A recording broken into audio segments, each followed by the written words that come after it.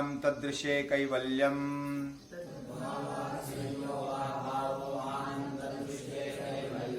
तद्भावात् संयोगाभावो हानं तदृशे कैवल्यम्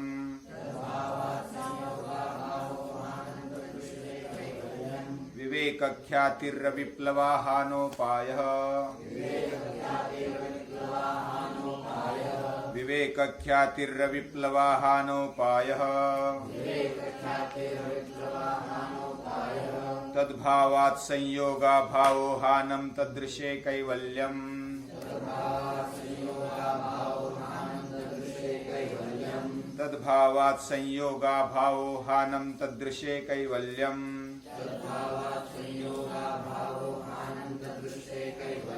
विवेकख्यातिर्विप्लवाहानोपायः विवेकख्यातिर्विप्लवाहानोपायः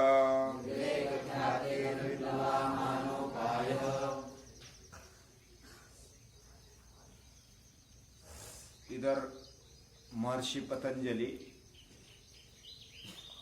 हमारे बुद्धि को घुमा फिरा कर ले आते हैं ज्ञान पर, यानी विवेक ख्याति पर। यानी सभी का दुख का मूल अगर कुछ है तो वो अविद्या है। अविद्या ये क्लेश है और क्लेशों के कारण ही हमें कर्माशय मिलता है, कर्म विपाक मिलता है, अलग अलग भोग, जाति और आयुष्य मिलता है। ये उसका मूल कारण है संयोग, दृष्ट दृश्यो संयोग। ये संयोग दुख का कारण भी है और हमें अपवर्ग भी देता है, भोगापवर्गार्थम दृश्यम। ये जो दृश्य है वो भोग और अपवर्ग के लिए है। इसलिए हमें पुरुषार्थ करना चाहिए अविद्या को अभाव देने के लिए, क्योंकि तस्य हेतुर विद्या, उसका मूल कारण है, संयोग का मूल कारण है अविद्या।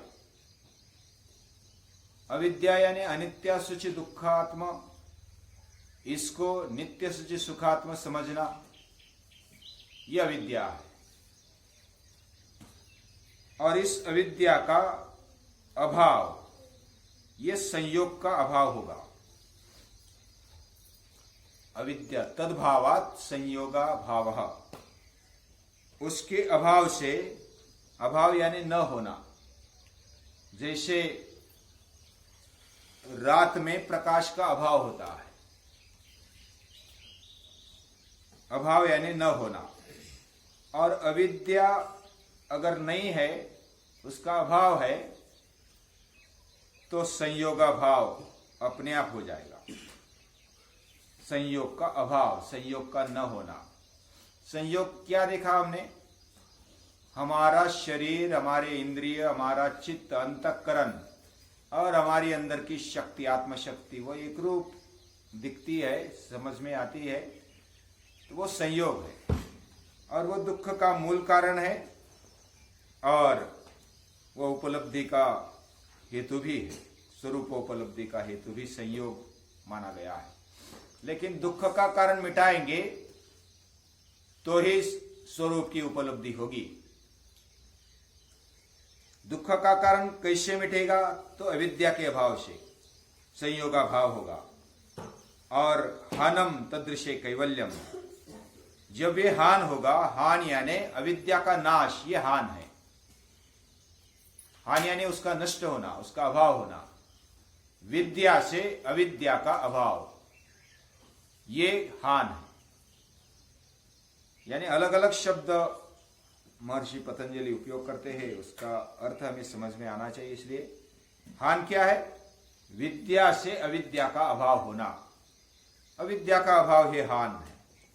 उसी से संयोगा भाव होगा, यानी जो जोड़ है वह, उसका अभाव हो जाएगा।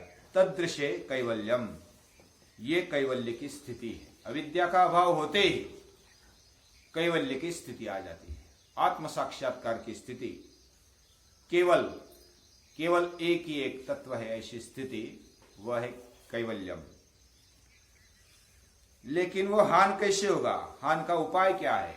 यानी अविद्या का नष्ट करना, अविद्या का अभाव करना, ये कैसे होगा? तो अगले सूत्र में बताया विवेक ख्यातिर विप्लवा। विवेक ख्याति यानी दृष्टा है, यानी हमारे अंदर की शक्ति, चैतन्य जो जिंदा हमें रखता है, वो चैतन्य।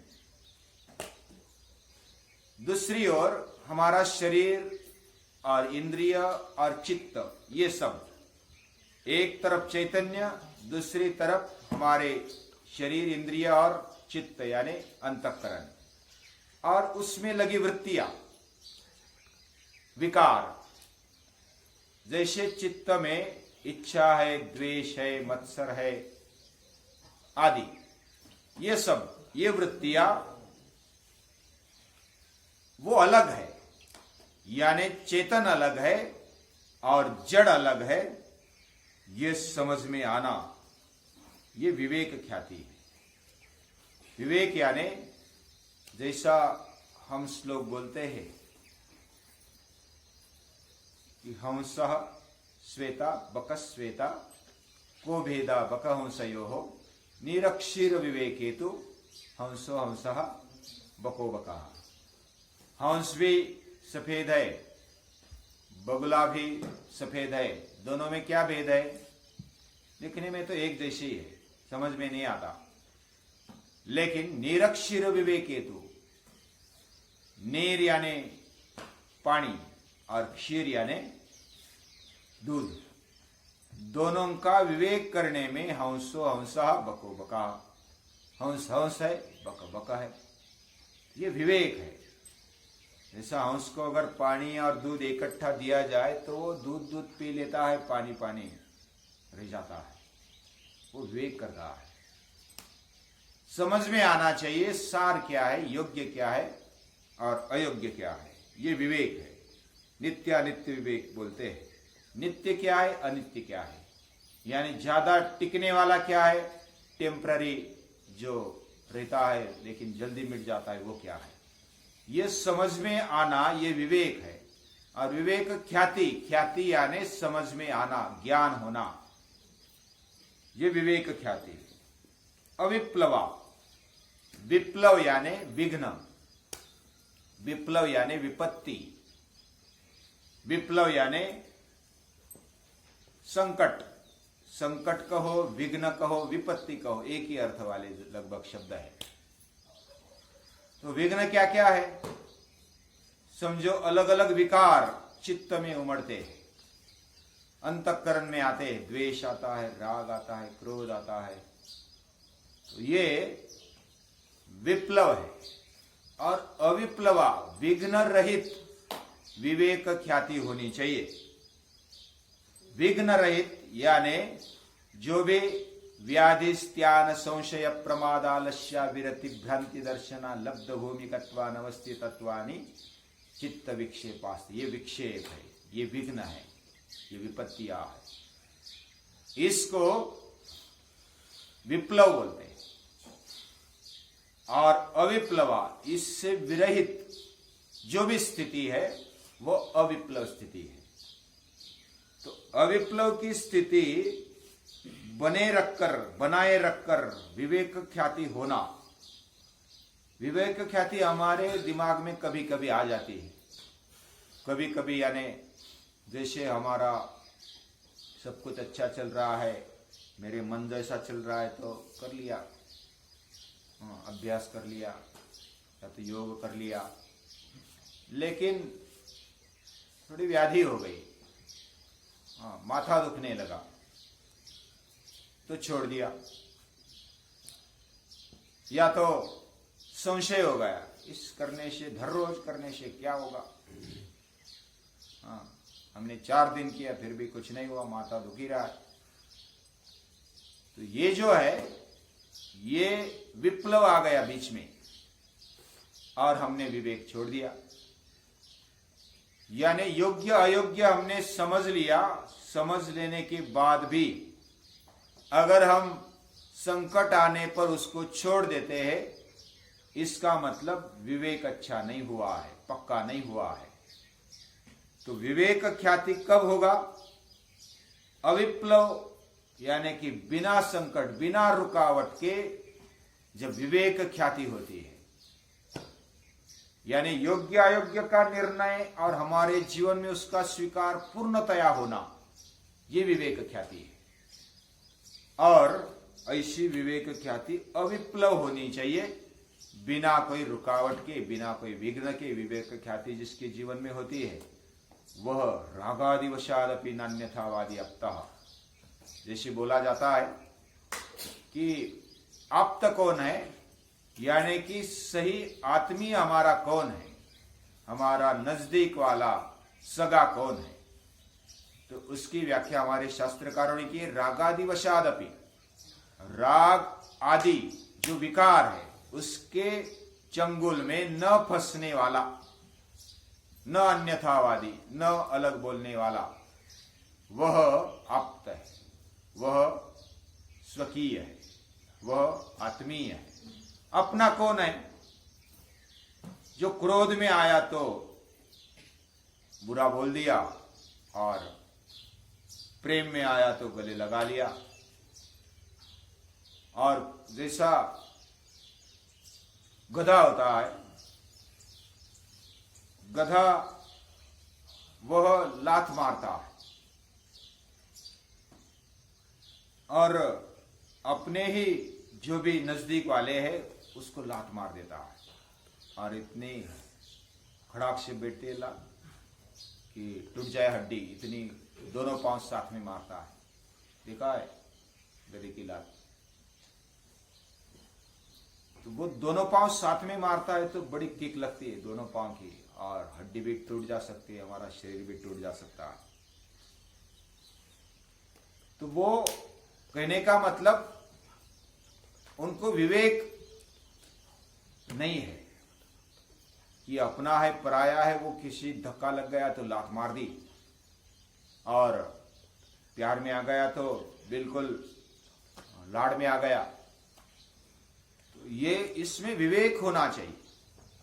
हमारी दिमाग की स्थिति और बुद्धि की स्थिति, दिमाग या तो बुद्धि, इनकी स्थिति समान होनी चाहिए। सुख में, दुख में, संकट आने पर, या तो जो भी सामान्य स्थिति होने पर एक समान स्थिति होनी चाहिए, और ऐसी समान स्थिति वो अविप्लव स्थिति होती है। यानी बुद्धि विवेक कब करती है? जब समझो कि साधारण स्थिति है तो विवेक लगभग हो जाता है, लेकिन संकट काल में हमारी बुद्धि नहीं चलती। बुद्धि भ्रष्ट होने का या तो विवेक न होने का कारण होता है। दूसरे अध्याय में दिया है, क्या क्या है? ध्यायतो विषयान् पुंसा संगस्तेषु उपजायते, संगात् संजायते कामा, कामात् क्रोधो विजायते, क्रोधात् भवति सम्मोहः, सम्मोहात् स्मृति विभ्रमा, स्मृतिर्भ्रंशात् बुद्धिनाशो, बुद्धिनाशात् विनश्यति। बुद्धि का भ्रंश कब होता है? बुद्धिनाश कब होता है? उसके पहले मोह हो जाता है। मोहात् क्रोधात् भवति सम्मोहः, सम्मोहात् स्मृति विभ्रमा। पहले तो विषय का संग लग गया, इंद्रियों के चंगुल में हम आ जाते हैं, इंद्रिय विषय के चंगुल में आ जाते। ध्यायतो विषयान् पुंसा संगस्तेषु उपजायते, संगात् संजायते कामा। अगर गुड़ खाना अच्छा लग गया और फिर नहीं मिला 2 दिन 4 दिन, तो ऐसा लगता है थोड़ा चोरी करके ले लो, तो काम हो जाता है। यानी कि उसके बिना नहीं चलेगा, व्यसन जैसा लग जाता है, और वो कैसे भी बाय बोरो स्टिल मुझे चाहिए। बाय बोरो स्टिल, इसका मतलब बाय यानी खरीद करना, बोरो यानी उधार लेना, और स्टिल यानी चोरी करना। कौन सी भी हालत में मुझे चाहिए, वो कौन सा भी कार्य करने लगता है, उसमें विवेक नहीं रहता। तो इधर क्या हो गया? वो काम में आ गया, मोह में आ गया।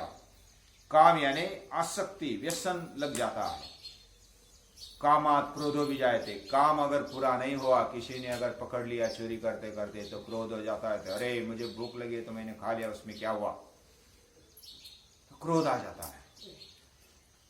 यानी गलत काम में भी काम के कारण अति तीव्र इच्छा के कारण क्रोध आ जाता है और क्रोध के कारण हमारी बुद्धि काम नहीं करती, मोहित हो जाती है। क्रोधात् भवति सम्मोहा, फिर बुद्धि काम नहीं करती, स्मृति चली जाती है।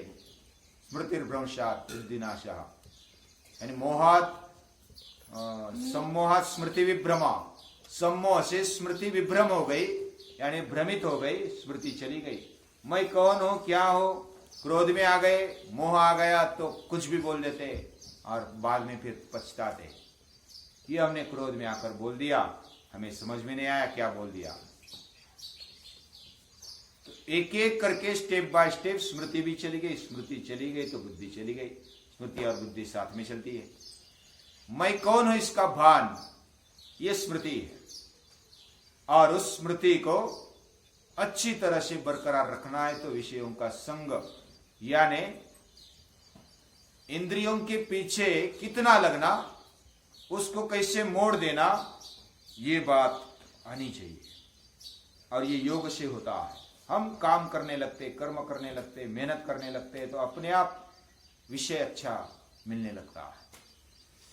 हम प्राणायाम करते तो दिमाग में से कचरा या तो बुरे विचार है निकल जाते हैं। ये मेरा भी अनुभव है। यानी प्राणायाम करते करते, व्यायाम करते करते अगर चित्त में गड़बड़ है, अंतःकरण अस्वस्थ है, तो व्यायाम से, सूर्य नमस्कार से, आसन से, प्राणायाम से वो पूरा स्वस्थ हो जाता है, यानी कि अपने आप में आ जाता है।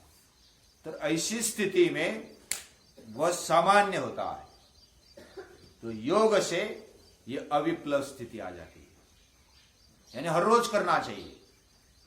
जो भी बन सके पूरी प्रामाणिकता के साथ वो करना ही चाहिए। विप्लव यानी विघ्न आने पर भी मुझे ये करना है, मैंने स्वीकार कर लिया तो मैं करूंगा ही, अकेला होऊंगा या साथ में होऊंगा, या तो जो भी परिस्थिति होगी, ठंडी होगी या गर्मी होगी, बारिश होगी या धूप होगी, जो भी स्थिति होगी मैं करूंगा ही। और हम करते हैं और इसका परिणाम भी मिलता है। अविप्लव स्थिति, अविप्लव विवेक ख्याति तब आ जाती है और ये हानोपाय है। विवेक ख्याति को प्राप्त करना, अविप्लव विवेक ख्याति को प्राप्त करना, ये हान का उपाय है। हान यानी अविद्या का अभाव करना, ये हान है। और ये हान के लिए क्या उपाय है? विवेक ख्याति कौन सी? अविप्लवा, विघ्न रहित ऐसे विवेक, हमें ज्ञान होना चाहिए। केवल ज्ञान नहीं, विवेक ज्ञान होना चाहिए।